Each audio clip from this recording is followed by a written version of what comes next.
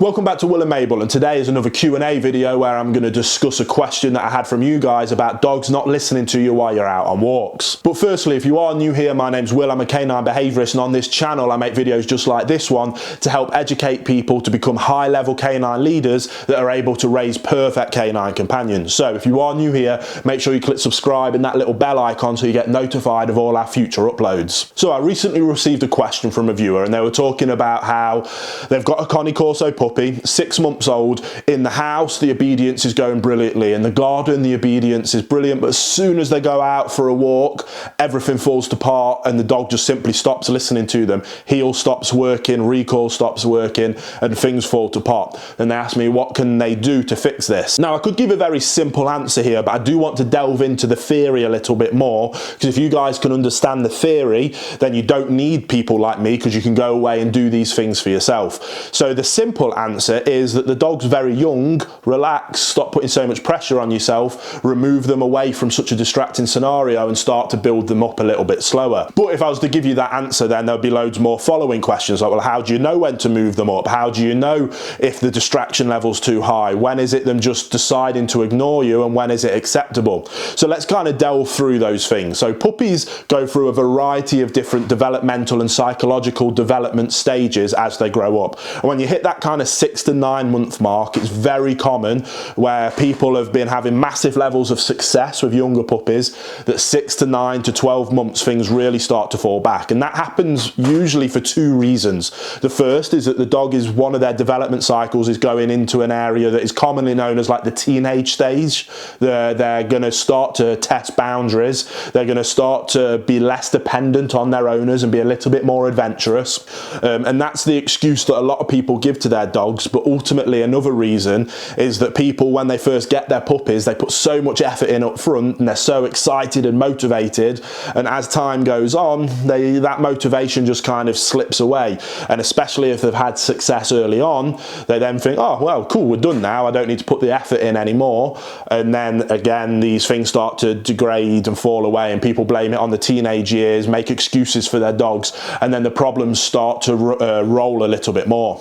So there's a few fixes for this depending on what stage you're at with your puppy. Now I'll get into the specifics with the person that asked the question at 6 months old, but if you've just got a puppy and you're watching these videos to try and learn as much as you can, that's where I develop my Perfect Puppy course. And what that does is it starts you from day one all the way through the first year, and it is designed to not only teach your dogs what we want from them, but how to get over those initial psychological stages, as well as those critical fear stages that the puppy is inevitably going to go through.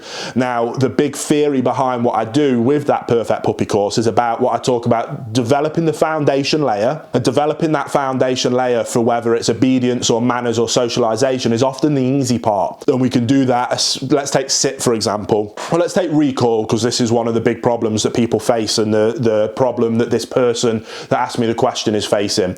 You can do recall in your living room with a 10-week-old puppy and it can go fantastically, and you can stretch it a little bit more and you can do it out in the garden and it goes fantastically. And then again, like I say, you go out into the big wide world, there's distractions, and then it all falls apart.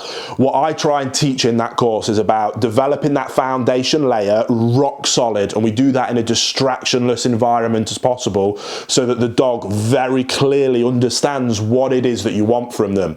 Now this will go wrong for one of two reasons. Either firstly, what I then talk about is you build the foundation layer and then you slowly add to that foundation, usually distraction, time, distance, different people is all adding on top of that foundation layer until we hit the pinnacle where anybody can use that command in any environment. You could be in Times Square and you can give the command and your dog will come running straight back to you, but that takes time. And what I then suggest is that if you've built up and you get to here and you hit a problem, then we drop it down a layer and then we re-cement it here, and then we move forward again and keep testing it. Now like I say, one of two things is going to happen there. Either A, what I've just said, you've gone up a layer too quickly, and all you need to do is a simple fix is go, okay, step back a layer, re-cement it down here where we know we can get success. We'll stretch them out of their comfort zone a little bit less, get success there, and then we'll restart to introduce. Then by the time you get back to where they're been struggling, you try it again, and you might find that they overcome the struggle and that they're ready by that point to attack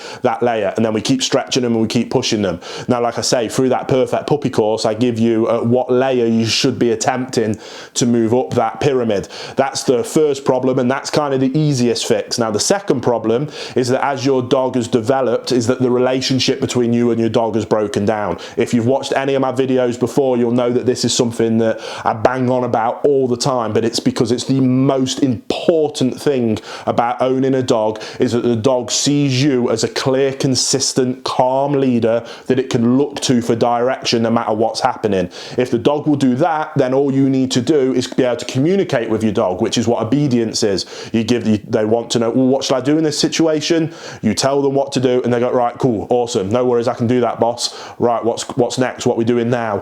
Whereas if that relationship starts to fall apart and the dog isn't looking to you for direction, and it will find itself in a situation where it goes, oh, don't need to listen to him, I'll make the decision, then problem behaviors start to escalate. If that's the case, you then need to restructure the relationship. And we'll go back to the recall example. You've gone out and about, and either one of two things is happening. Either it's too much distraction for your puppy's mind, they can't handle it and they just can't maintain what's going on, and you need to just step it back a level because you pushed it too far too soon. Or the distraction level's fine, but there is something going on that's more interesting to the dog, and they go, nah, I don't want to listen to you, mate, I'm going to go and do that thing that's much more interesting.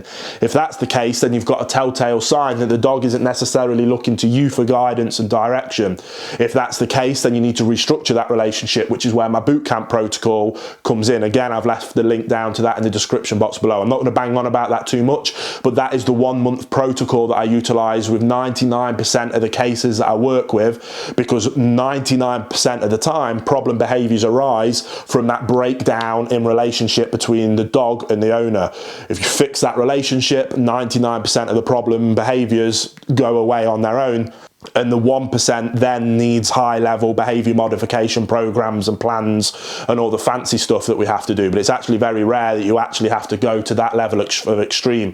The thing is, most owners want to go there straight away and don't want to put the work in to restructure that relationship. Now, I promise you, if you're facing any problem behaviors, whether it's the dog deciding to ignore you because it doesn't want to seek you for guidance, or obnoxious barking, or excessive aggression, dog aggression, reactivity, all those things can be fixed by restructuring the relationship. So that's where I recommend you check out our bootcamp protocol. Again, the link's in the description box below. But I hope that helps. If you're simply pushing your dog too much too soon, relax, don't panic, it's not a big deal, just bring it back a level and rework on it.